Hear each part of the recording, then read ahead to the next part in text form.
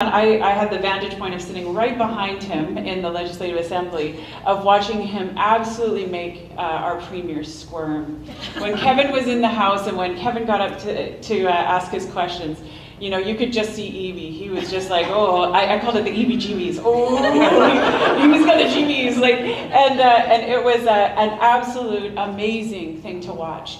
Things like the push on decriminalization, push back, I should say, on decriminalization. When that came through, Kevin put himself and all of us to our feet in literally making sure that there was an end to that, and we saw that happen. The Land Act and the amendments that were being sneakily put through. Again, Kevin told us all, here's how we march forward, get loud, get loud, get loud, and again, push that back. We saw for the first time, and we were asking Mike DeYoung, who sits on in our caucus, we asked him, have you ever seen this happen? Because he's been there now for 30 some years, right? 31 years.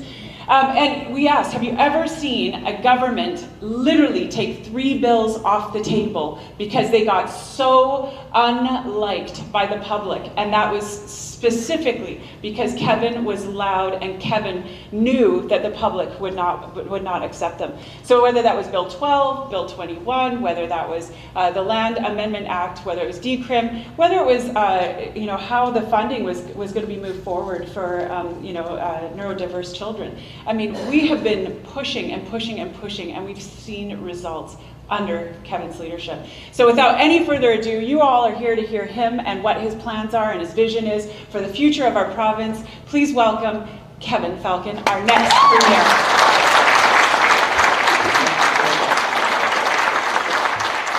Thank you guys. You guys are a good act. Yeah, that's great. All right, thank you very much. They're a pretty good act, aren't they? Yeah, well, okay, I'm the main entertainment for tonight, I suppose, so buckle up. You'll be happy to know I've got a 2.5-hour speech I've just been dying to give. I'm kidding. I'm going to make this hopefully relatively short and painless, but I really want to get to question and answer, because one thing I really do think is important is that we have provincial leaders, frankly every elected official should do this, regularly go in front of the public where they don't get to screen the people that attend and answer every question that gets asked, whether they feel good or don't feel good. Easy questions or tough questions. I just think it's really important that we get to a place where public officials actually come in front of you and answer whatever questions you may have, because that's how I think we build more trust and get better results for those that are trying to govern. I'll also tell you that one of the most important themes that I really want you to think about tonight is this. We have to start not just electing people based on their promises, because I can tell you, I was elected for, 13 years, 2001 to 2013. And I can tell you I've seen politicians come and I've seen politicians go at all different levels, federally, provincially, locally. And I think the public's getting really tired of the promises, the announcements, the re-announcements, and are increasingly starting to realize, you know what we need are results. What results have you got for us? Not what you're going to promise or re-promise, but what results have you gotten? And I think if we as a public, all of us, start demanding more results, then I think that we will start to get better outcomes for all of us as taxpayers and British Columbians. And so I think that's something that you should all think about. Now, I can tell you, as I was coming here, we were over on the west side in Stephen Johnson's area, and we were doing some door knocking, meeting some great folks. And as we were coming over the William Bennett Bridge, one of my young staffers said, "Wow, this is a really cool bridge. Like, when was this built?" And I said, "I've got a story for you." Because it's a good reminder. We were the party. I remember in late 2004 standing right on the beach over by the bridge saying that we, BC Liberals, now called BC United, we're going to build a brand new bridge. We would make sure it gets built and open by 2008. And, back then, a lot of the people, because we had a pretty good track record of getting stuff done, they didn't actually question whether we would actually do it. They believed us. And, they said, okay, well, that's great. And as we got it closer to opening day, because we said it would open in 2008, and I see a former mayor here, Walter. Walter, you remember those days? And Walter Gray was a great mayor, by the way. I don't know if you folks noticed, he's in the crowd, former mayor of Kelowna. Good to see you here, Walter. Still as youthful and good looking as ever. That must be the weather here. But at the time, as we got closer and closer to the opening, it's kind of a funny little story, I'm going to tell you about it, but it has to do with the results. I went there and I was meeting with the staff when we were on the bridge. And if you looked at the bridge at that particular point in time, you'd think to yourself, there's no way this is going to be open in, I can't remember, it was like a month away or something. That's how construction projects go. It moves very, very quickly as you get towards the end. And so I'm talking to the ministry staff and I said, okay, I've got a whole group of reporters here from the Okanagan all waiting to talk to me. I want to make sure this bridge is going to be open, isn't it? Like, we're going to be on schedule. And yes, Minister, there's no question we are going to be on schedule. I said, good, because I'm going to go tell them that right now and reconfirm that it'll be open on schedule. So I go over to the meeting and of course, the first question they ask is, will this bridge be opening on schedule, Minister? And I said, absolutely, this bridge will be opening on schedule. Well, what are you going to do if it doesn't? I said, if it doesn't open on schedule, I'll personally jump off that bridge. Big story. Kevin Falcon's going to jump off the Kelowna Bridge, right? It's all in global TV, and it's on the ticker tape down below. You know, it kept running all day and night, and it's in articles in the newspaper. Anyhow, the day of the opening, and it did open on schedule, there we were. Many of you may have been there. We had 100,000 people, they estimate, that came out for the bridge opening. And former Premier Bill Bennett, God bless him, one of the great premiers of our province, was there. Gordon Campbell, the current premier at that time, was there. I was there with Gord and all the people. And as we're walking through to go do the actual opening and everyone walk up on the bridge, etc., every third person in the crowd, they've all got cameras apparently, and they're all like, when are you jumping off the bridge, Minister?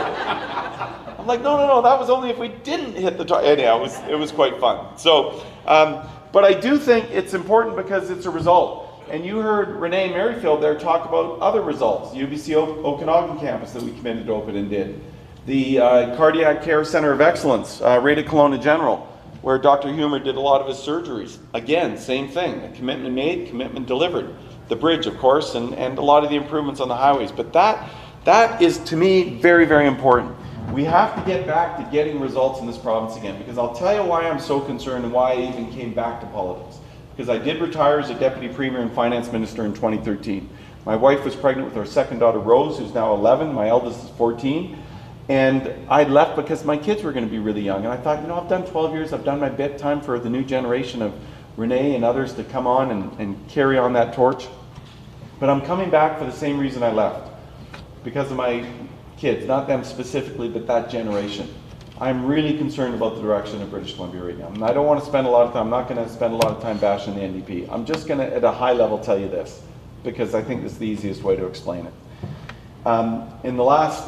They've been there almost 8 years now. In the last 8 years, we've seen the provincial debt in the province more than double to over $100 billion.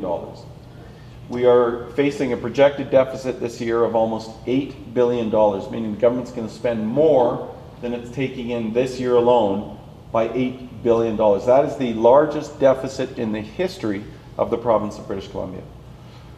But it's not even just the fiscal irresponsibility, it's that all that debt and all that deficit is tied to the worst outcomes we've ever seen in healthcare, in public safety, in community safety, in the drug overdose crisis, and in virtually every area that the provincial government's responsible for. And that's what gives me a lot of concern. And so when I come to the streets of downtown and when I'm talking to store owners that used to be operating in downtown Kelowna and have moved out of the downtown not because there's not a good market of people there, not because there's not real opportunity, but because they can't deal with the street people coming in, with the vandalism, with the assaults, with the defecating in front of their stores or sometimes inside their stores in inappropriate places, staff being scared to work there, etc. That is not a good thing. So the question is, with all of these challenges, what are we going to do about it? Because that's where I like to focus on is results. What are we going to do differently? So let's start with a few things that I can touch on, and then I'll try and address the others in the question and answer section. Let's start with healthcare. The first thing I'll tell you is that 2 years ago, Kevin Falcon stood up and I said to the government, when are you going to bring back our unvaccinated healthcare workers that you fired that are sidelined at a time when we're seeing a growing crisis in healthcare? That was 2 years ago. And they mocked me and attacked me and said that, how irresponsible I was and all this kind of stuff. But the reason I said that was because I could see that the COVID rates had dropped very, very dramatically. And as they stayed really low, I kept every few months asking that question. When are you going to bring them back? And Dix and the whole crew would, come out with all their, arguments that weren't arguments. They were arguments not based on science or any evidence or anything. It was based on an ideology they had, that they wanted to punish these people. But I kept going and visiting emergency departments that were shut down, and shortages of meeting staff and nurses and doctors that were saying we were overworked and we're being stressed to death, and wouldn't it be nice to have thousands of those workers back helping us? And I kept asking this question. Well, interestingly enough, after 2 years of denying that this was an issue, etc., and as recently as a couple of months ago, we're standing up in the legislature saying, once again, why are we the only jurisdiction in North America that continues to punish these healthcare workers?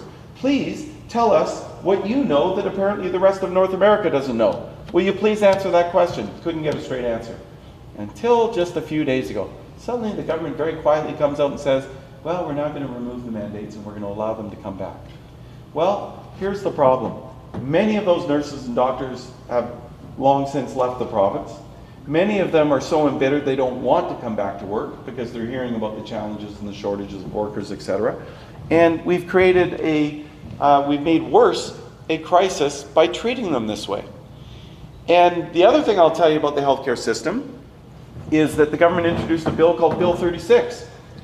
And Bill 36 was a bill that said, now government is going to take over the health professions. So where historically the doctors would elect people to represent them, they know their industry best, their profession best. No, that's not good enough for government. Government's going to now appoint people to those oversight boards and make sure that they control what's going to be happening in those healthcare professions, whether dentists, doctors, whatever the case may be. And we said that is wrong. And we voted against it, fought against it, and they jammed it through using closure. They did the same thing to the engineering community. Apparently government thinks they know more than engineers about how they should be operating their profession. Then they went, now this one was funny, this session, they went after the lawyers. Don't go after the lawyers. But they did, and we said to them, don't go there. Lawyers like to sue, and you've lost every single case that you've gone up against the lawyers up to this point. But they went after the lawyers too, and the lawyers did sue. They very, very quickly issued a lawsuit. So why are they doing this? Because it's about control. It's about a government that thinks it knows best. Well, I've got a problem with that, because I look around and say, well, we're not getting the best results, that's for sure. Does anyone want to take a guess? And if you've heard me speak before, you're not allowed to answer. Does anyone want to take a guess how many vice presidents we have working in our healthcare system in BC? All earning well over $350,000 a year. Does anyone want to take a wild guess? You've heard me before. 73. Demerit points. 73 vice presidents. Now, in neighboring Alberta, which has the same size population, they have 7. And I just simply ask this question. If 73, maybe we need 73 vice presidents, but I'd feel a lot better if I didn't hear that 1 in 5 British Columbians hasn't got access to a family doctor. I'd feel a lot better if those people that can't get a family doctor didn't have to go to a walk-in clinic and find themselves in the longest wait times in the entire country. And I'd feel a lot better if we weren't having to send cancer patients down south to Bellingham to get basic radiation treatments for the first time since the last time the NDP were in power in the 1990s. Those are not good results. And when you see the explosion of bureaucracy that's grown in the healthcare system, and Adrian Dix goes around, the number changes all the time. Sometimes they've hired 30,000, sometimes it's 80,000. I don't know what number it is, but I can tell you this, they're not doctors and nurses and frontline care aides, are they? You're not suffering from too many doctors in the hospital, are you, Dr. Newman? No, and that's the problem. So what are we going to do? Number one, we're going to make sure that those international medical graduates, that's the term they use, for a lot of BC young people that have studied abroad. So if you don't get into UBC medical program, or you want to study abroad in Ireland or the United States or Australia, you can do that. And they want to come home to British Columbia. They pass the Canadian medical qualifying exam. They say, we're so excited to come back and practice in BC, and they can't. And we don't let them in. Why don't we let them in? Because we have all these weird rules and regulations that have grown up over the last 100 years. Some are part of the UBC Department of Education or Medicine. Some come from the College of Physicians and Surgeons. Some are federal, some are provincial, whatever. Here's what we're going to do. We're going to say, in the midst of a healthcare crisis, we're not putting up with this nonsense anymore. We're going to take a chainsaw to those regulations and rules. We're going to cut right through them and bring those young people home so they can look after all of you. And we're going to move quickly to do that. And I can tell you, what this government doesn't understand is that every crisis is actually an opportunity. You just have to treat it that way. Think of the situation we're in now, for example, with a shortage of nurses, for example. And the nurses, my mother was a nurse. I have a huge amount of respect for what nurses go through, especially now when you've got a government that says we want to allow illicit drug use in the hospitals, because God forbid we tell people not to use smoke methamphetamine or crack cocaine or use heroin in the hospital. They can't have that. Got to let that happen. They've actually issued memos to say, let it happen, and if their drug dealers have to come in to resupply them, that's okay too. This is what doctors and nurses are dealing with, just so you know. It's not me making it up. I know it sounds crazy. And when I first heard it from a nurse that came to me and asked to meet with me privately, this is about 6 months ago, and said, Kevin, I'm a good old farm girl from Saskatchewan. I have been nursing for 35 years, and I can put up with anything, but I cannot put up with the drug use in our hospitals. And at first I was thinking, well, we have to have drugs in our hospitals, right? We're looking after people. She said, no. She goes, I'm talking about illegal drug use. And I go, well, then kick them out. You're not allowed to smoke in the hospital. Why would you? No, we're being told they have to be allowed to use. And so I'm walking into work through a waft of methamphetamine smoke or crack cocaine smoke. And I just couldn't believe it. And then the Nurses Union released some of the memos that the Interior Health Authority and the Northern Health Authority and the Vancouver Island Health Authority were issuing. Bizarre memos saying not only must you allow them to use illicit drugs and the drug dealers to come in and out, but they're allowed to have their weapons with them too, as long as the knife blade isn't longer than 4 inches. Who makes this stuff up? And the tragedy is this, that a lot of the nurses and docs are being assaulted by a lot of these patients that are in psychosis. And it's not a good environment to go to work in, let's put it that way. So what are some of the solutions? Well, one of the things we could do is say to retired nurses, you know what? We really need you. You are amazing people. We'd love you to come back and help us as we get through this crisis, expand training seats, make sure that we have more nurses coming here, make sure that we have credential recognition that's automatic for anyone nursing anywhere in this country. Why in God's green earth do we have a nurse from Ontario having to go through a whole bunch of regulatory processes to come and practice here in BC? Bring them in and let's start fixing these problems.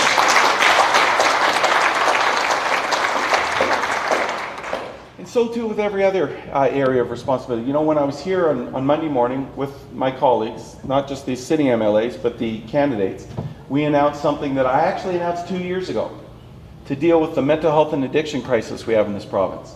Because what we have to acknowledge is somehow, somewhere along the way, governments, all of us, including the government I was part of, going all the way back to social credit, we've gone wrong here.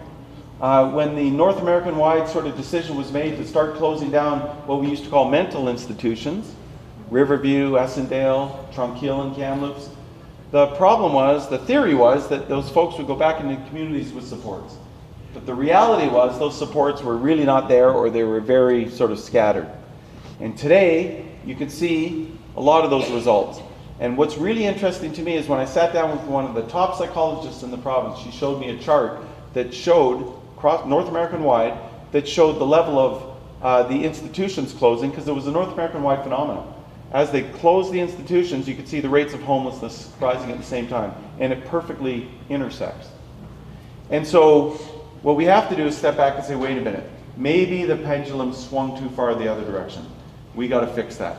And so what we have said, what I announced 2 years ago, is that we are going to invest in building 500 beds across this province. These are complex care beds for those with severe untreated mental health and addiction issues. These are the folks that you see in the streets that are clearly incapable of making decisions in their own best interest. And I just want you to think about this in a compassionate way, because every one of those individuals is somebody's sibling or parent or child. And they certainly wouldn't want to be in that position. They don't know the position they're in, but they're really suffering. And the challenge is they're at risk to themselves and increasingly to others.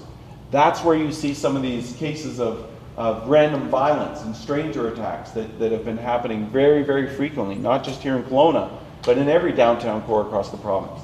And so what's the answer? Our answer is this: make a big investment in what I call prevention. Secure facilities, not the old institutionalization model where you just put them in there and leave them there forever, but modernized versions of secure care where we can take those folks off the streets, some of them involuntarily, because they don't know that they need that help. We have to make sure they get that help and get them into proper care with proper psychiatric and medical supports. And my friends, when we do that, not only do we help them, but the top psychiatrists and psychologists in the province tell me that many, if not most, within 2 years can do very, very well. And then you can release them back into the community with support. Some might need a group home setting, some will be well with outpatient supports, but all of them can be doing a lot better than what we're seeing on our streets right now. And that's what we're going to do. And so on Monday when I was here, we announced that 100 of those beds would be built right here in Kelowna to deal with the challenges here in the interior. And I'll thank you.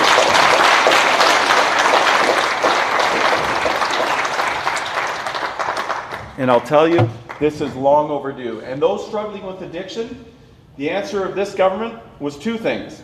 They said, let's provide free government-supplied drugs to those struggling with addiction, and let's decriminalize drugs and see what happens. You know, let's make heroin, cocaine, methamphetamine, fentanyl, all the rest, let's decriminalize it. And we said, don't do this, not without the proper guardrails around.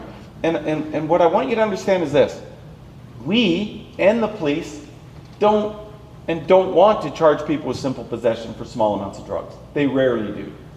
The problem with this government is when they decriminalized those dangerous drugs, they didn't put any guardrails around it. So guess what happened? An explosion of open drug use in parks, playgrounds, beaches, public spaces, everywhere. And we tried to warn them. We said this isn't going to end well. They didn't listen to us. They said, oh, you're fear-mongering and all the rest of it, until the chorus of opposition started to build. Until the mayors, the Urban Mayors Caucus, including the mayors from Kelowna and Surrey and Vancouver, started writing to them and saying, we've got a problem here.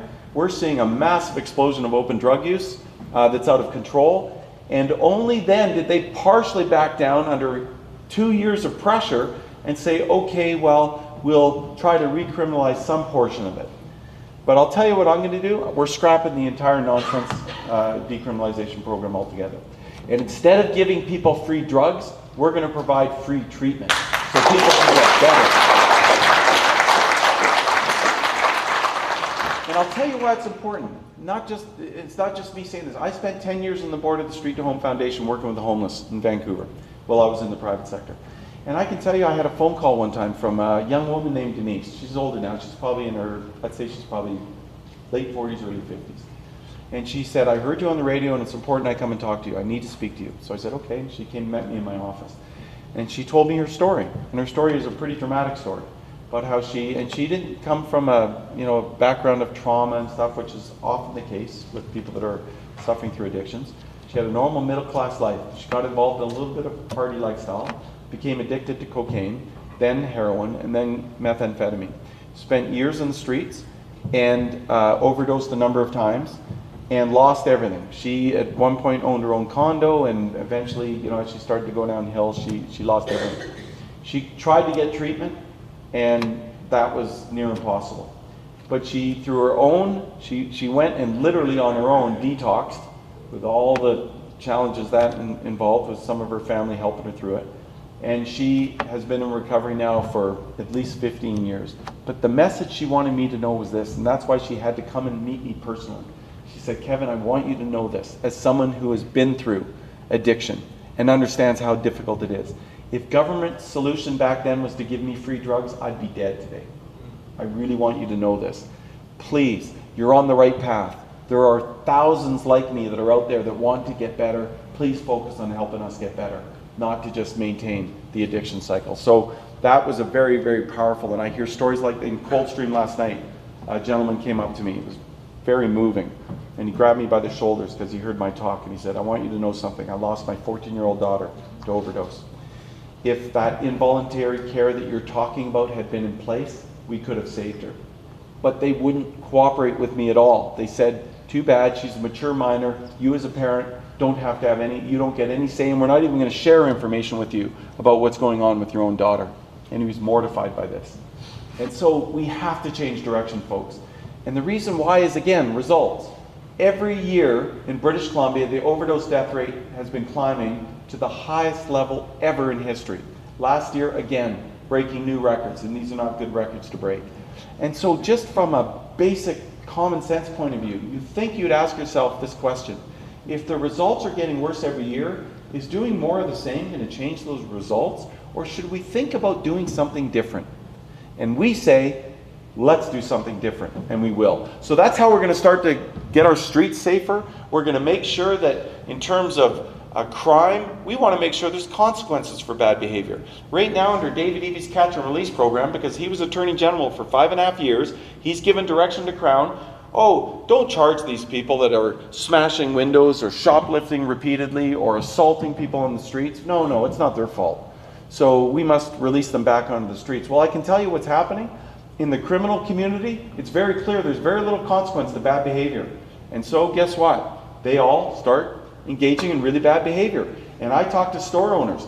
You just go visit any of your major retailers that sell food, for example, Save-On, etc., where they have to hire security guards now because people walk in, fill up bags with the best choices of meat, and just walk out the door as if it's not a care in the world. And if you try and stop them, they're offended, as if you're out of line for asking them to not steal from their store. That's how bad things have gotten. Well, I want you to know something.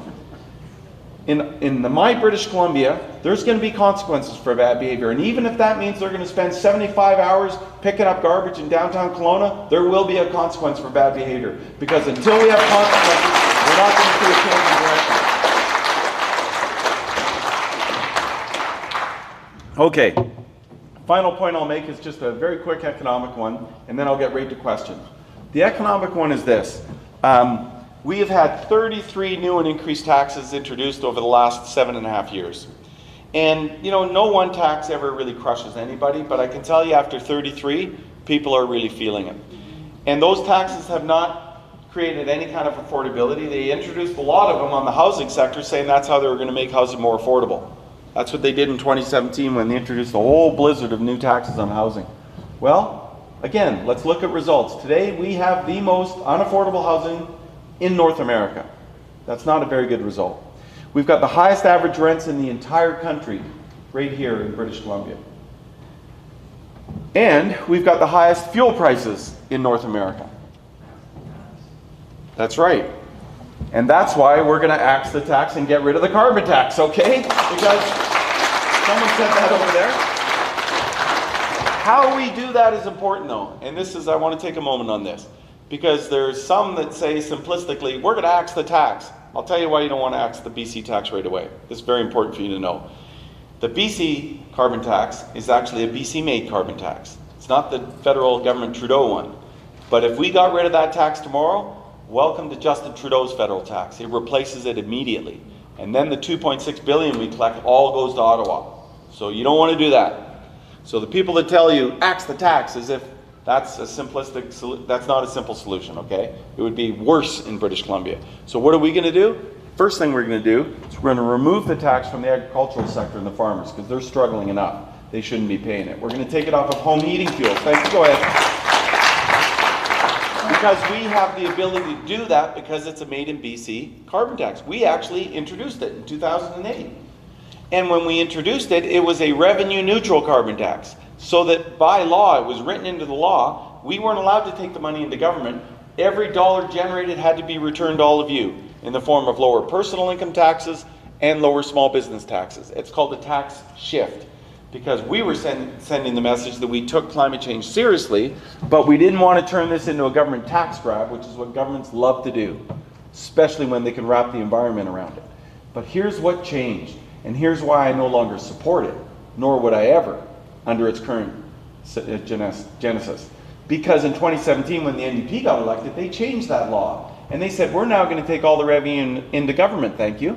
And we're going to increase it 2.5 times, which they did right away. And then, in April of this year, they increased it a further 23%. Even though we were on the front lines yelling to the government saying, don't do this, We worked with Pierre Poilievre's opposition in Ottawa to say the same thing. Don't increase it 23%. People can't afford it. You've already hurt them enough. Don't do more, and they didn't listen. And away it went. They put through another 23%. But here's the scary part. It's going to triple again in the next 6 years, unless we get them out of there. And I want you to know, here's what we're going to do. Take it off of home heating fuels. Take it off of the agricultural sector. No further increases. Okay? And if the federal government changes, and Pierre Poilievre follows through and eliminates that federal carbon tax, ours is gone the next day. Gone. That's what we're going to do. Okay? But we also have to grow the economy. A growing economy gives lots of, revenues for government. This government hasn't figured that out. They keep increasing taxes and costs, and you know what happens? People spend less. When it gets way more expensive to live, you're not spending money going out for dinners. You're not spending money sending your kid to that camp you might have, or that dance class you'd like to, or the art class, or whatever. And so we've got to start reducing costs for people. And we speak with a track record. I've got 3 MLAs right here that know, none of them were there when I was there in 2001, but in our first day in the legislature, I'm going to remind everyone what a BC United government did. In our first day in the legislature, we reduced personal income taxes across the board by 25%. 25%, that's what we did. Now, what you should know is that the opposition said, oh, the world as we know it is coming to an end. I can't believe this government's so irresponsible. They'll never have any revenue to fund healthcare and all the rest of it. But guess what? And I can tell you this as a former, you can look this up, as a former finance minister. By 3 years later, we were generating more personal income tax revenue at the low rate than we were when it was the highest in North America. Now, why do you think that happened? What do you think happens when you leave more money in people's pockets? That's right. They spend it. They don't just sit on it. They go out and they buy a car or lease a car or send their kids to camp or whatever the case may be. But it gets spent. And that's how you see a growing economy. You have to have a competitive tax regime so that people have the confidence to make investments and have the confidence to say, you know what, I think I'm going to invest in a business and build a future and raise a family right here in British Columbia. And that's so important because if you look at an entrepreneur like Pavneet Singh here, who's running as the Kelowna Lake Country candidate. Pavneet came here with nothing. It's a classic immigrant success story. Started out as a dishwasher, and then delivering pizzas, and then working in the construction industry. Cobbled together enough money to buy a pita pit, I think it was, wasn't it? Pita pit franchise. And today owns over 15 restaurants in the Kelowna area. Employing 95 people. But what impressed me the most is when I was in Coldstream the other night, there was over 300 people jammed in that room and 2 young people were there. And they were clearly supporters of yours because they had a BC United shirt on. But they were so young, it was really cute. And I went up to them, I was chatting with them. It was Amy and Jesse, I think it was.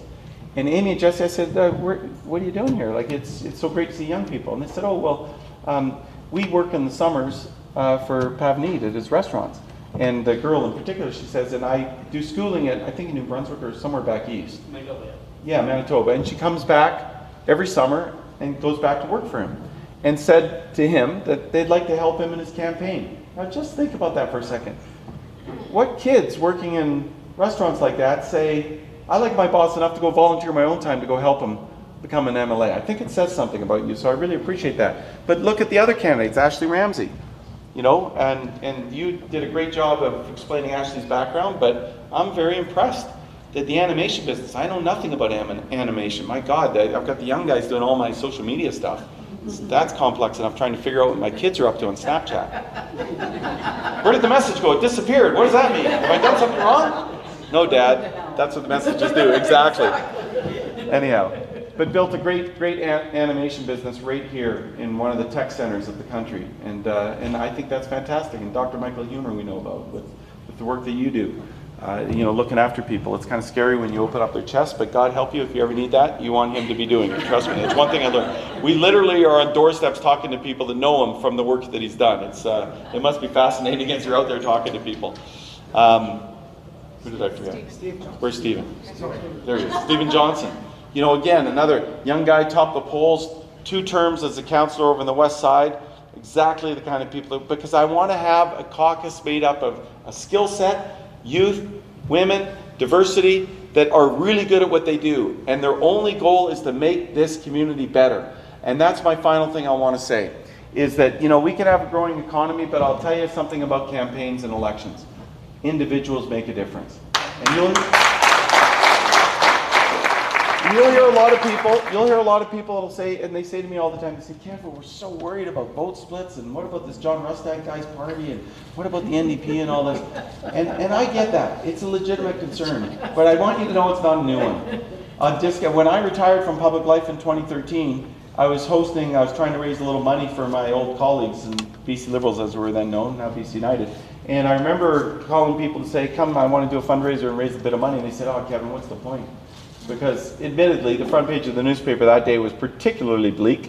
It showed a picture of a guy named Adrian Dix. Has anyone heard of him? Okay. Yeah, the guy I keep asking to get fired as health minister. He's been a total disaster. But anyhow, he was leader at the time, and the front page of the Vancouver Province said, and I'm quoting verbatim, it said, this man could kick a dog and still be elected premier. Why were they saying that? Because the NDP were up 23 points in the polls. We were, tied with the BC Conservatives at the time, because there's always confusion between elections, between the federal party and the provincial party. They're two totally separate parties. A lot of people don't realize that. And so a lot of people were worried. And I said to them, listen, I've been around long enough to know this. Don't worry about that. Wait till the election starts. That's when people actually pay attention. Between elections, frankly, people are just too busy getting on with their lives. But when they pay attention, they're going to listen. They're going to look at the leaders, they're going to look at the options, they're going to look at the candidates and the policies, and then they'll make the decision. And I'll tell you this, I trust the public. I really do. And if the public looks around and says, there's Dr. Humer, seems like an okay guy. Maybe he did some work on a family relative. I have a bit of a sympathetic feeling towards the guy. Maybe he'll be okay as an MLA. I'm not too sure. Let's look at the others. No, okay, I'll go for him. People kind of go through a process like that. They really do. And I can tell you that makes a big difference. So I'm excited about the next election. I really am. I'm excited because I know this. Elections are about leadership. And I'll tell you this, the public's going to look at the leaders. It'll get less about parties. It used to be all about parties. The parties used to decide who the leaders was, and it was, very closed shop kind of thing. Now it's very much about leadership. The federal election is going to be about, do you want Justin, Jagmeet, or Pierre? That's really what it's going to come down to. And provincially, it's going to be, do you want Eby, Falcon, Rustad, or Firstino? And I feel pretty good about my odds. We'll see how it turns out, but thank you all for coming out tonight. This has been a really wonderful time. All right. Now the fun part. We're going to do question and answer. We only have a couple of simple rules. No swearing, or at least not too much. I know, I don't want to be a buzzkill here, but and if you could keep the questions relatively short so we can make sure we get to everyone. Totally. You're going to use the mic on there. Okay, and I'll give you that one. Okay. Alrighty, Ben and I both have the microphones, so who would like to go first? Oh yeah, we'll grab a mic. We'll get the mic. You don't have to. I can hear you. I'll repeat it. I just want to know when if the four leaders are going to be debating on television. Yes. Yes, they will be. Yeah, absolutely. Certainly I will be. I would hope the others will be too, because I do think that's really important. I really want the public to take a good look at the leaders and kick the tires and decide which one they think is most able to fix the challenges we face. Because I want you to know our challenges are huge. They really are. I've been in government. I've been a Minister of Transportation, 6 years. By the way, quiz for all of you. Who is the longest serving transportation minister in BC history? Does anyone know? You should know from Kelowna. Right, Flying Phil Ghilardi. Isn't that amazing? People still remember that. I love that. Who do you think was the second longest serving transportation minister? Falcon. No, close. Alex Fraser, that's right. Alex Fraser. And the third was me. Okay, I served for 6 years. So now, before you clap, I have to say, if you've been in the Lower Mainland and you're driving out towards Surrey, you go past Ghilardi Way. I'm sure you've all, that's Flying Phil. And then you continue on and you go right past the Alex Fraser Bridge.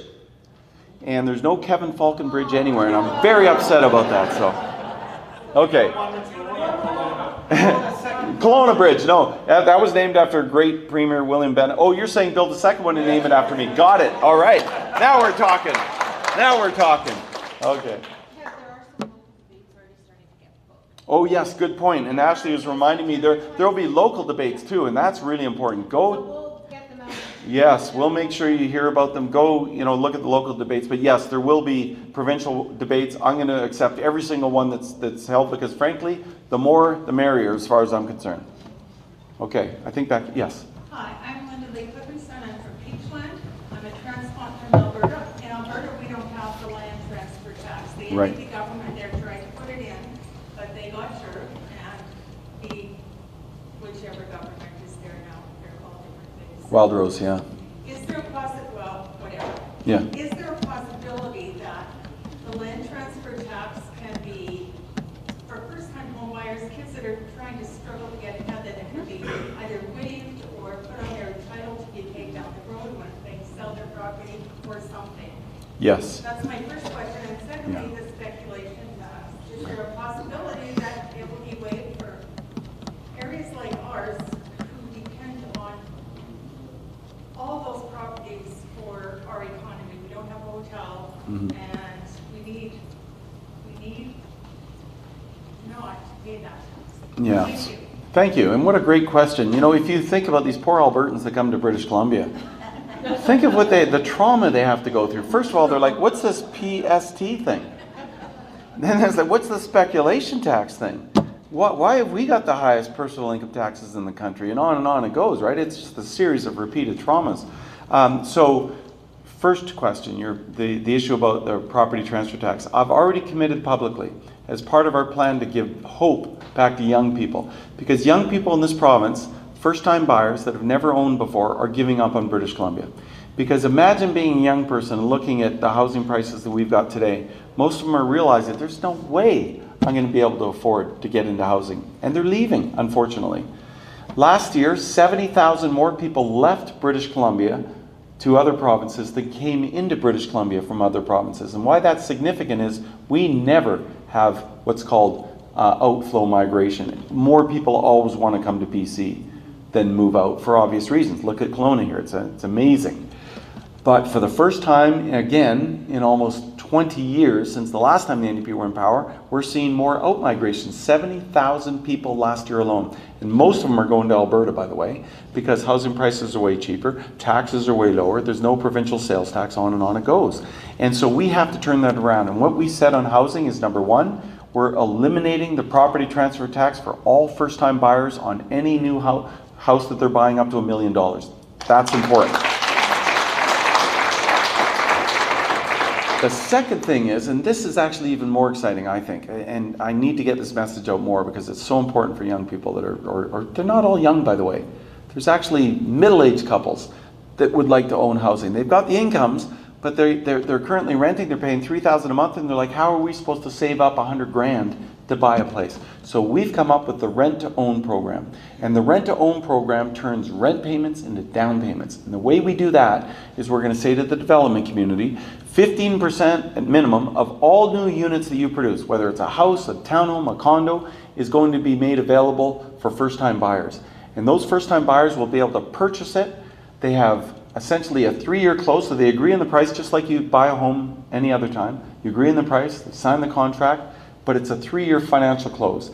And during those 3 years you live there and you pay market rent, let's call it $3,000 a month, just to keep the numbers simple, and 100% of your rent while you're living in your home goes towards your down payment, and at the end of 3 years when the financial close happens, you've saved over $100,000, you're into housing.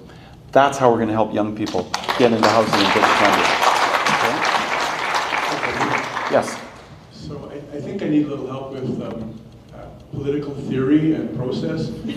I've been outside of, volunteering in politics for a long time because I became disenchanted. And part of it is because when I believe that people who really want to work for their community and volunteer and work for a party as an MLA or MP, come in with an idealistic vision that they could try to do something, they want to do something, but then they have to toe the party line. Yeah.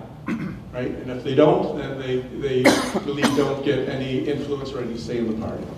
So because BC United is pretty low in the polls right now, I was talking to Michael, maybe we need to do something radical and say that MLAs could vote their conscience, because we have different communities with different interests, and really the MLA should vote based on what the community views are and their concerns are.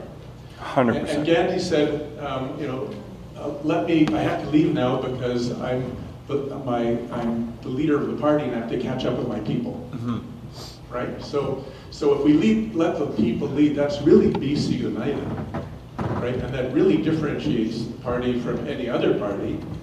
And that's because, you know, both sides are kind of radical left and right, and there's a vigorous debate trying to protect the middle. Yeah. In a dynamic environment, you know, it's got to move a little, so we're moving a little to the right, which is the right place to be, making small adjustments.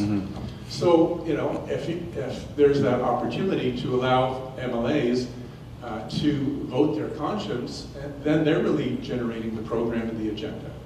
And since they're united around the policy that you're bringing to them, there's a good chance that they'll support that. Great. I have really good news for you, because I totally agree with you. And you know what? Here's the great thing. That's always been our policy. The BC Liberals, when I first ran, as part of our commitments we made to British Columbians, is free votes in the legislature. The only time you don't get a free vote is when we're voting on the budget. And the reason is that the budget is literally the strategic plan and direction of the government. And if you can't agree on that, you probably shouldn't be in government. But we regularly had MLAs stand up and vote against bills. And you know what? The world didn't come to an end. I believe we're the only party that has ever done that in the country. I'm still not aware of any other one. And I will maintain that position. Because I'll tell you, it's never concerned me at all. I remember Blair Leckstrom, one of our MLAs, would quite regularly get up, and we always had a no surprises rule, we called it. So in caucus, you have to stand up and say, by the way, Premier, I just want you to know on this particular bill, I can't support it. I feel really strongly about this, or my community does, or whatever it is. And that was okay. And the Premier would say, okay, no problem, Blair, thanks for letting us know. And anyone else, and you know, one or two others might say, yeah, me too, and stuff. And that was fine. There was never any penalty. Blair ended up in cabinet later on, and so there's no, it's so interesting that we do have a bit of a culture in our parliamentary system that somehow someone voting against their own government is the end of the world. It's not. Now, I should tell you, initially when those few votes happened, you know, people would say, oh my goodness, the world's coming to an end. I remember Rafe Mayer, who was one of our you know, radio guys, said, well, these are the beginning of the cracks in this organization. This coalition will never hold together. It actually was the strength that held us together, because people could have that view. And I'll just give you another example. John Rustad was actually a former colleague of ours. Okay? I expelled him from our party. Why? Not because he had an unpopular view, which was climate denial. I didn't actually have a problem with that. You're allowed to have, we've got a caucus full of very strong-minded people. I can tell you that these individuals that are outgoing MLAs, they all have strong points of view, I can assure you. And they have no hesitation in saying those strong points of view. Would that be a fair characterization? And in our caucus, we have lots of debates. The one thing you can't have, though, because think of the confidence you would lose in all of us if we in the caucus had a debate about, okay, well, which direction should we do on climate change? And we argue it all out and stuff, and then we come up with a position. And then if we all walked out of the room and everyone went off in 50 different directions, having 50 different messages on what we're going to say about it, very quickly the public will say, these people don't know what the hell they're doing. It's no different than when you have an executive team in a company and you argue and debate about what kind of strategy you should have, but you decide on it and then you all move forward with the strategy. You don't walk out of the room and everyone starts going off in different directions. So that's the strength of our party, I believe, is that very willingness to say to people, come on in, have a difference of opinion, but at the end of the day, we're like a big family. And we, sorry, go ahead. You clearly want to add something. I hate to interrupt you, but I'm a case in point. In my 15 years, I voted against the BC Liberals 3 times. First time was 6 months. We were still in government at the time. We were planning for the Olympics, and the government wanted to bring in, or did bring in a law that said that gave police the ability to take homeless people off the street and dump them in a shelter. And I consulted with my constituents and decided that I couldn't support it for a number of reasons. I won't take Kevin's time. But that was probably the scariest thing I did in my 15 years, because the government act called a vote on division, so everybody had to stand up and vote according to how they wanted. All the NDP stood up, and I stood up with them. And then my colleagues voted against it, and so that was probably a turning moment for me. But 3 times, I'm not the only one that voted against our caucus. The only thing that we had was that if you're in cabinet, then you should vote with the government, right? So in my case, it was as a private member before I got into cabinet, and then on the opposition side as well. So Kevin's absolutely right. Yeah, and he got into cabinet in spite of voting against government. So yeah, the world doesn't end. That's a really great question. But thank you for reminding me of that, because to be honest, I often forget to mention it, because it's always been the case with our party and will continue to be so. Yes? Yeah, Kevin, the idea of the limited use of involuntary treatment, I think it's a terrific idea. Mm-hmm. As far as I know, your party is the only party in Canada at a provincial level is Mm-hmm. even throwing that out there. Mm-hmm. My question is, though, how would you actually put that into process? Wouldn't you have to make some modifications to the Charter of Rights and Freedoms and the BC Mental Health Act and the BC Criminal Code for that to get the full deal from that? Yes. So yes, we would have to make changes to section 22, 23, and 24 of the Mental Health Act. We do have the ability to do this. Actually, there was a bill that was presented to the NDP to say, let's do it for youth. Okay, so this was just remember I gave the example of the 14-year-old. So young people in particular, this is the area that you most desperately want to make sure that you save those young people before they go down the path of being trafficked or become serious addicts. And I've heard far too many horror stories from parents that are mortified that they've lost control, and they see their 13 or 14-year-old out on the streets. They see the crowd they're hanging with, the drugs that they're being given, and it's just not right. We have to protect them from themselves, because they are children at the end of the day. So a bill was actually that we've been pushing for a long time as opposition. The NDP had a bill, they had an opportunity, and then they panicked and backed off and wouldn't do it. And here's the interesting thing. A lot of that, I believe, was because there was some opposition from First Nations. But I want to tell you a story about that, because every time I meet with chiefs from First Nations, I'm very upfront. That's the kind of the way I am. And I say to them, Chief, I want you to know something that we feel very strongly about, and that is about protecting youth and children in particular. And we're going to be bringing in a law that will allow for involuntary care for some of those that are incapable of making decisions in their own best interest, and young people in particular. And I remember the chief from the Penticton Indian Band, and he said to me, he listened very carefully, and he said, will there be some cultural appropriateness in some of these places? I said, absolutely, of course it would. And he said, well, Kevin, he goes, I'll tell you why I'm going to be very supportive.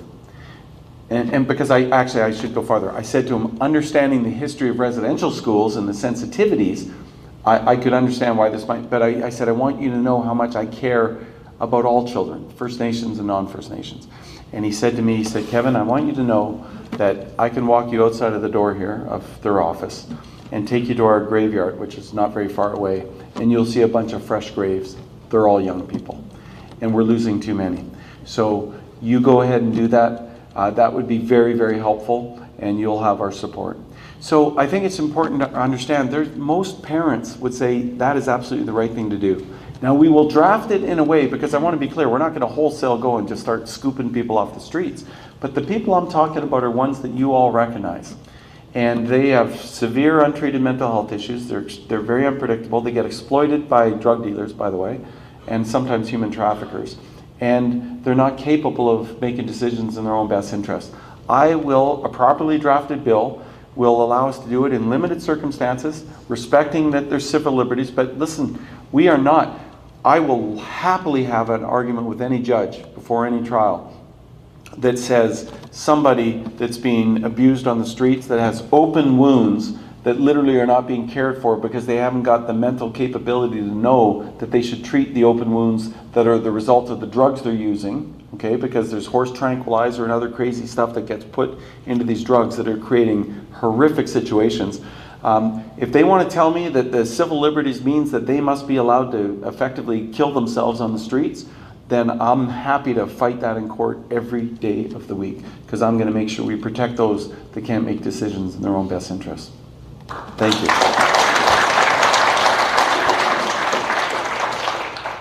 Kevin, first of all, thank you for coming here, being with us, and sharing some of your vision.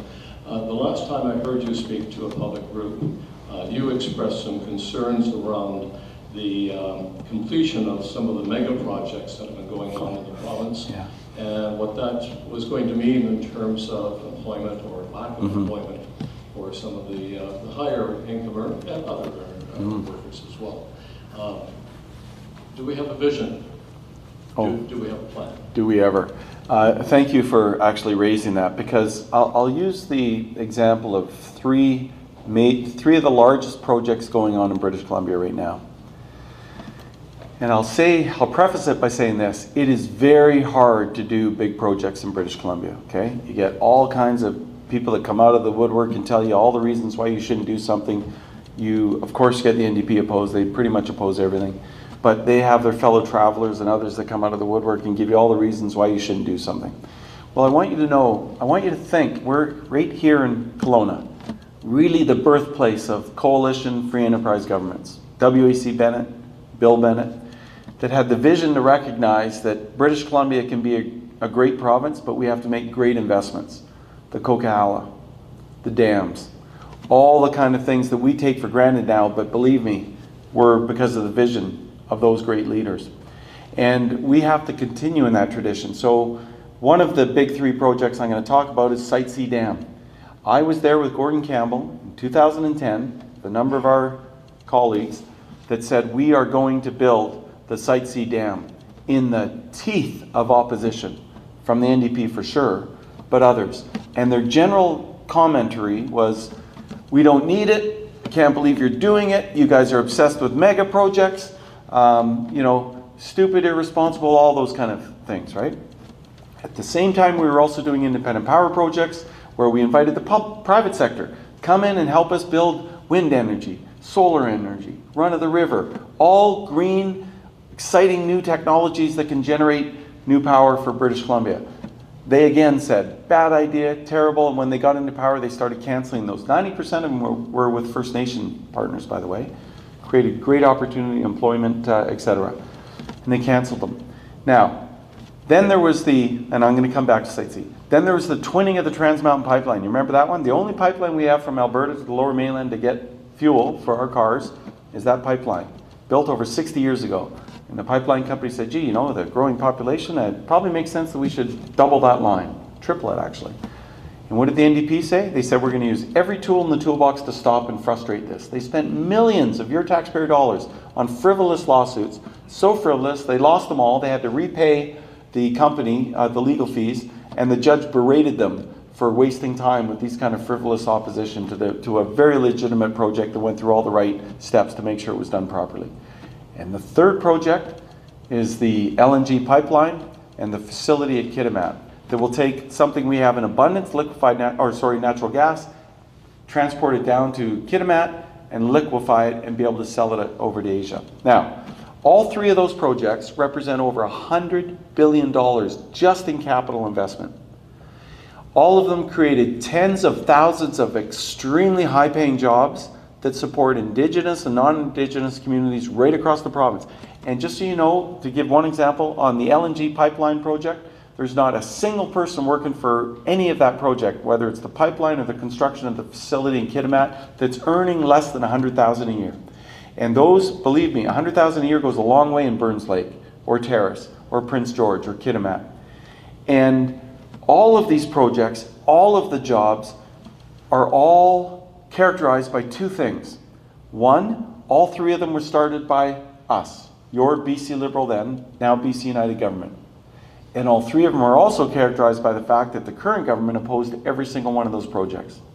And I just want you to take a moment to think, where would we be today if the NDP had been in power and you took $100 billion of capital investment out of our economy and all those tens of thousands of jobs? Where would we be? I'll tell you where we'd be, in a whole world of hurt. Because when the NDP talk about the growth in the economy, it's 85% of it is those three projects that they opposed. And here's the scary part. All three of them are winding down almost simultaneously, and there's not three big ones behind them. There's not even one. And David Eby, the Premier, liked to talk about some battery plant up in Prince George. He would always mention, I forget the company name, and I used to say, Premier, I know you've never been in the private sector, but I can tell you a company saying they might do something is a lot different than a company actually committing to do something, spending the money, making the investment, hiring the people, and getting it done. And what did we hear just a month ago? Oh, the company's now said they're not going ahead with that big plant. The only project that the NDP could point to that actually could be termed some kind of a success. So I think the message to all of you is this. You should be very, very worried, because if we don't have capital that wants to come to British Columbia and make big investments, that's the jobs and the investment that generates the tax revenues for us so that we can fund a healthcare system that's going to look after you as we all age and get older, or is going to make sure we have a first-rate education system, or is going to look after those that need help. So that's what makes me very, very nervous. And that's why we have to get back to making sure we've got a competitive economy, a competitive tax regime. My first job in government with Gordon Campbell in 2001 was to make sure we reduced unnecessary red tape and regulatory burden by 1/3 in our first 3 years. That was our commitment. And I remember I got started in the job, and the first thing I did, because I have a business background, I said, okay, you cannot manage what you cannot measure, so we better figure out what's the baseline. And all the bureaucrats stared at me with these blank stares. What do you mean the baseline? Well, how many regulations do we have? Well, we have no idea, Minister. Well, I said, if we have no idea, how are we going to know if we ever achieved our target? They'd never thought of this kind of stuff. So I said, well, let's go to every ministry and we're going to count them, because I need to know what we're starting from. So here's another skill testing question. I love the interactive part here. How many regulations do you think we had in the province after we counted them all? Back in, I think we got the final count in by 2002. Anyone want to guess? 50,000 and higher. 234. Higher. Way too many. Way too many, okay. 382,000. Okay, 382,000. And so what did we do? We now had a baseline, and I methodically went to every ministry and said, okay, not only, we're not just going to cut them irrationally, we're going to say, okay, do they achieve a purpose? Are they outcome-based? Have they got sunset clauses? Because some regulations get introduced, they never get taken away. And so, you're a farmer and you're out in your tractor from that you bought in the 1970s, and you're driving along doing your thing, and suddenly a government official shows up and says, where's your seatbelt? You say, well, I don't know, I've been driving this thing for 30 years, there's never been a seatbelt. Well, there's a rule here that says you need to have a seatbelt, so you got to go spend some money seatbelt. And they're like, well, geez, we're barely surviving here. You're going to impose that on us? Yes, they will. Because bureaucrats have to enforce the law. They don't get to pick and choose. If the regulation's on the book, somebody's going to come to you and say, we're enforcing it. So we went through and we got rid of not just a third, 42% reduction within 3 years. We exceeded our target. I'm very proud of that. I actually thank you. The Canadian Federation of Independent Business gave me the Golden Scissors Award years later when I was the Minister of Finance for the province that had done the best job in actually eliminating unnecessary red tape. Well, I can tell you, a lot of it's back, because we've got a government that doesn't think about that at all. We do. And we even had a 2-for-1 rule that said every new regulation that's introduced, you have to eliminate 2. And so it got the bureaucracy thinking, right? It's because the regulations have to come before cabinet.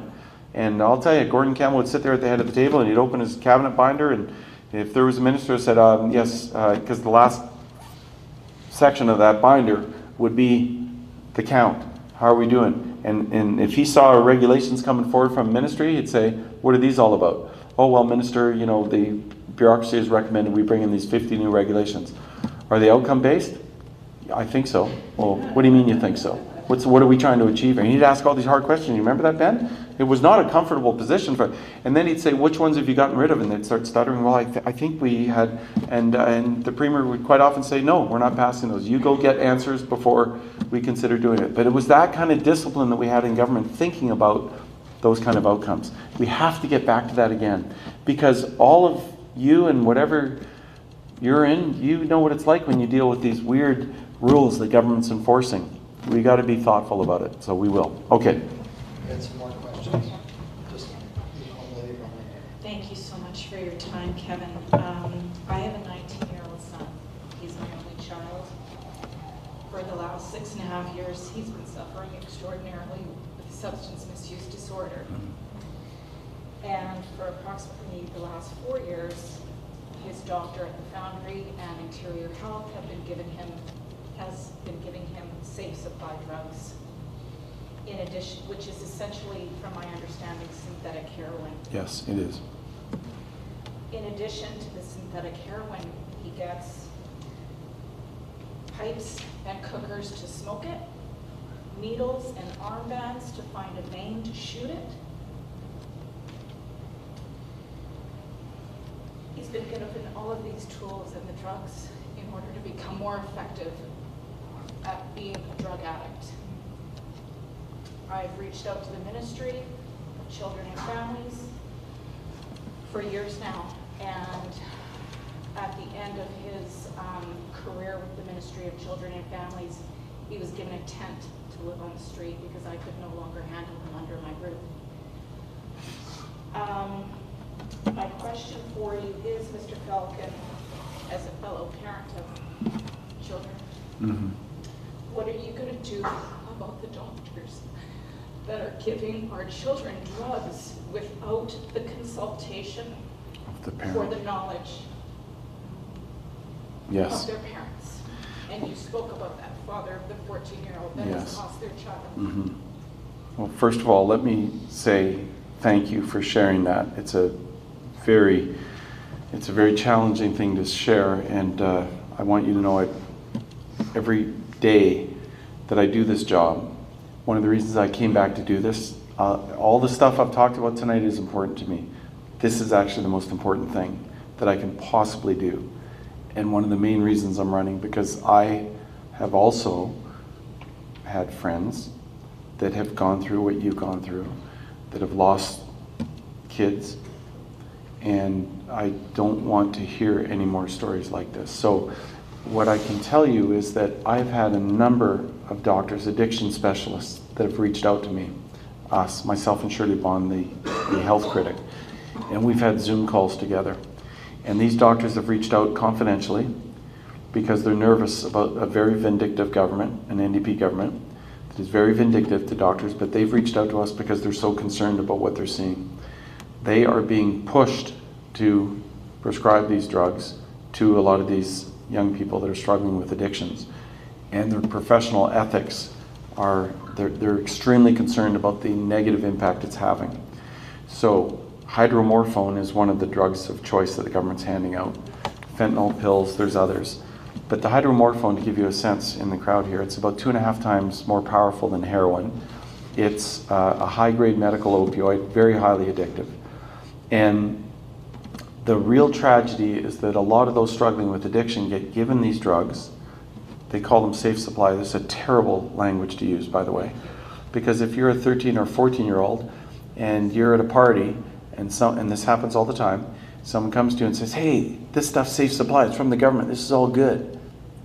We were all young ones too, right? Our brains aren't fully developed. And next thing you know, you're trying this high-grade medical opioid, and what the addiction specialist doctors are saying to us is that they're seeing all these young people presenting in their offices now that have opioid addictions. And that's the beginning of a treadmill that then sees you get onto the worst drugs. And so those struggling with addiction often take the safe supply and they sell it to the drug dealers for cash, and then they go buy their drug of choice, which is often fentanyl. And those drugs that get diverted end up in our high schools and our colleges and being trafficked.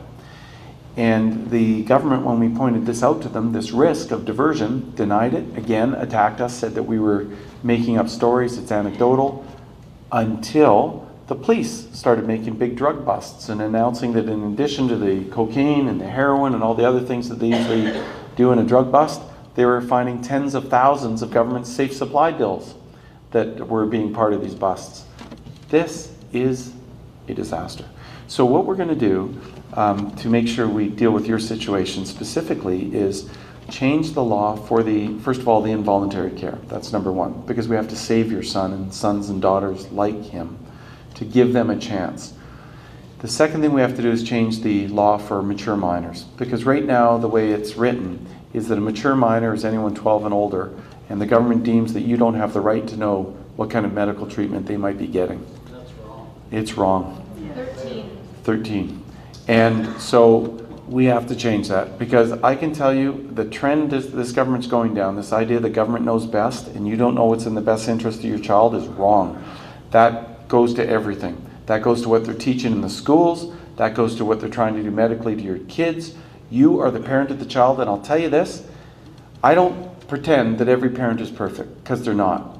But I will go with the parents 95% of the time over whether they've got the best interests of their child or government, the state does. I'll go with the parents 95% of the time. Never forget that. So thank you for sharing that, and I want you to know that is it's a huge issue for me and for us and our team. Thank you. First of all, my heart breaks for you. I've been in the social service industry for 17 years and the downtown east side for 10, so I feel you. I feel you. Okay? And we can talk later. Thank you for allowing me to speak. I'm the founder of Hemi's Holistic Healing Center, and my question is two parts. I know this proposed legislation came out of compassion for loved ones, and I truly believe that. So hear me when I say this. I'm only asking this question about the proposed legislation because it probes the balance between protecting public safety and loved ones, along with individual freedoms, and it invites, and I want to just invite a discussion on the safeguards and the ethical implications of such a policy, simply because I don't want this to become something where it's only the homeless, it's only visual, it's only what we can see and touch, instead of her child who might be at home prior to him getting on the streets. Do you feel what I'm saying? 100%. Okay, so I just want to be really clear, and I don't want it to be to us marginalized folks or to folks who don't have enough money. We cannot become a class system. That's my only biggest issue. Sure. And my second part, as a small business owner, who will get the 100 beds that are being allocated here in Okanagan, and what is the process so I can throw my hat in the ring? Because I am opening a women's recovery center here in the Okanagan that will be holistic, and so I want to know how I can get involved. Sure, sure. Well, I'm just going to give her a shout out. She's she's creating a space for women who have different needs that are coming in that don't feel safe in these centers. So I just wanted to highlight that. Sure. No, thank you. I spent 10 years on the board of Street to Home Foundation, and so I really have spent a lot of time, and so I really have spent a lot of time thinking about this issue, and oh no, I know. Yeah, you're absolutely. You're 100% correct, and you're also correct in pointing out, and this is why I think language matters so much. You know, when government talks about decriminalization of drugs and safe supply, and when they send people into the classrooms like they did in Vancouver Island to teach kids how to snort cocaine safely, and handed out free kits and stuff, like we've lost the plot here. And I'll give you an example. When I first got elected in 2001, we were concerned about the rates of smoking, especially amongst young people, because the rates were rising. And in British Columbia, we had 16,000 people a year dying of lung cancer, primarily by cigarette use. And so we said, okay, how can we deal with this? How can we make sure that young people don't take up smoking and we reduce the rates of smoking? So you know what we did? And it'll seem funny to you now, but back then it was really controversial. We said, we're going to ban smoking in offices, in nightclubs, and in restaurants, and in public spaces. And people went crazy. They would come to me, and it was very compelling arguments, right? They'd say, you can't do, the restaurant industry, for example, said, don't do this to us. I said, why? They said, because smokers are our best customers. They drink the most. You know, they come in, they have cigarettes, and they drink. There's all these myths around smokers, right? And but what they hadn't factored in is that if you could go into a restaurant, remember they used to have smoking and non-smoking sections, which is hilarious. It's like having a non-peeing section in a pool, right? You know, it doesn't really work. And but you know, so a lot of people would avoid going to these places, you know, because it was all too smoky and it was so we got rid of it. But here's the other thing we did. We then went to the federal government and said, you know what? We need to put on the packages, we want to really push you to put on the dangers of smoking. And then they did. You know, we worked together and they put on those scary pictures of, you know, mouths all whatever, right? And then we said, and we don't want them sold in gas stations and all these other places. You used to go to a gas station, remember those old days, and you pull that thing and you get your cigarette. Maybe I'm dating myself, but you get my point. Yeah, so, but here's what happened. What did we start to see? We started to see smoking death rates come down. Youth smoking started to go down quite dramatically, actually. And it was working. So I said to the government, when they started decriminalizing drugs and handing out drugs, etc., I said, well, wait a minute. Explain to me why, if we had this approach with cigarette smoking, you think that with drug use, you're going to hand out, it would be the equivalent of saying, okay, so let's pretend we're all smokers, okay? Our solution, if we're going to follow the government's approach with drugs, is, okay, we're going to you can smoke wherever you want, so you just feel free to light up wherever you want. And by the way, here's some free government cigarettes for those of you that are struggling with addiction. These ones are slightly better than the ones you have, so they're safer, right? And started handing those out. Well, obviously it's ridiculous, right? We wouldn't do that, and we wouldn't get a very good result. So why do we think it's going to work with drugs?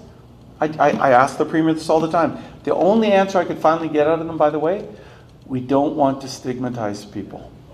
Too late. Yeah, so I said, wait a minute. Whoa, I said, wait a minute.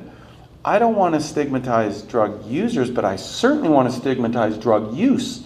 Because I don't want our kids, because they really believe that if we allow people to openly use drugs everywhere, then it normalizes it and people won't feel stigmatized. Are you kidding me? No, I don't want my children walking around and saying, oh, that's okay. There's, someone just smoking a crack pipe. That's quite all right. That doesn't make sense. So what we have to do is say, don't stigmatize the user, but stigmatize the usage. And make sure that we say to people, no, this isn't a good thing, and educate our kids in schools, and make sure that young people are understanding, especially today, that drugs today are way different than drugs when we were young, right? Drugs today can kill you, and we have to make sure kids know. And I know we can't scare kids out of drug use because they're kids, and they make bad decisions. The brains aren't fully developed yet. So we have to make sure, in addition to that, we're also helping them when they do get off that path, that we're going to make sure that there's treatment readily available. And that cost is never going to be an issue. So a young mom doesn't have to say, I wish I could afford to get my son treatment, but I can't afford to. That's where we need to be there and help. And I think if we do that and do it properly and responsibly to make sure that we don't just cast a huge net, and we wouldn't do that. We've said limited use. But there are, I use this example too. I was in Kamloops one time, and I was talking to a shop. But then, the police officer was inside, and they were extreme, because it could happen to any of us, right? Mental illness is just child, and that's some 7% PST, 12%. Yeah. So you can imagine. And she said, "I don't have 4,000." She said, "Would you take 3,000?" And the person selling the car actually saw the kids with her and stuff, and said, "Yes, I'm good."